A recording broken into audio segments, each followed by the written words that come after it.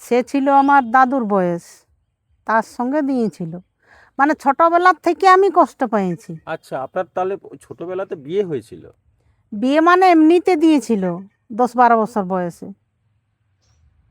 10-12 বছর মানে আপনার দায়িত্ব ওনার হাতে দিয়ে দিয়েছিলেন? হ্যাঁ, যে আমার মা ওখানে লেগে দিয়ে দিয়েছিল। মানে তখনকার মানুষ সেই হয়তো নেশা ভাঙ করেছে, হুম। সেই ইয়াই বলেছে। তো ওর বউ ছিল না, মারা গেছিল। দিয়ে ওর ছেলে ছিল আমার বয়সেই দুটো, সেইখানে আমাকে দিয়ে দিয়েছিল। দেওয়ার পর ওইখানে যখন আমার 3-4 মাস রোয়া হইলো, তখন ও আমার জ্বর আসছিল। তখন ও কি করেছে, মানবাজার হসপিটাল নিয়ে গেছে আমাকে।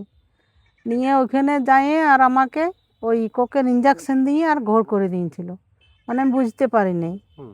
তারপর আমাকে অপারেশন করে দিল। মানে মা ডাক শোনা আমার বন্ধই করে দিল। সেটা কেন করলো? ও আর ওই যে দুটো ছেলে ছিল, বলছে যদি আর যে ছেলে ছিল হয় তাহলে ভাগ লিবে, আচ্ছা আচ্ছা। এইভাবে।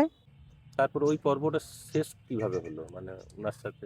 ওনার সাথে শেষ হইলো, আমার তো ভালো হইলো। হওয়ার পর বলছে তোকে এবার নাচ গান শিখতে হবে। তখন আমি বলি এইভাবে তো আমাকে রাখা হয় না যে নাচ গান শিখতে হবে বলে।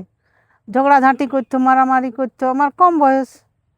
দিয়ে অন্য লোকের ঘরকে গেলেও আমি ডরে পালাথি, হুম। সেখান থেকে নিয়ে আসতো।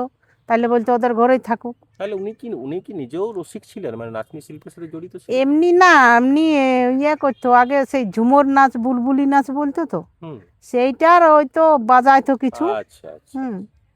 দিয়ে তারপর ওই ঝগড়াঝাঁটি করতে আমি ওইসব বললি যে আমাকে তো ওইভাবে রাখা হয় নাই, তাইলে আমি নাচ গান শিখবো না। তখন আমার এটার দিকে মত নাই। আমার মা নাচনি ঠিক আছে, কিন্তু আমার ওইটার দিকে মত নাই যে আমার মা নাচ করেছে বলে কি আমাকে করতে হবে।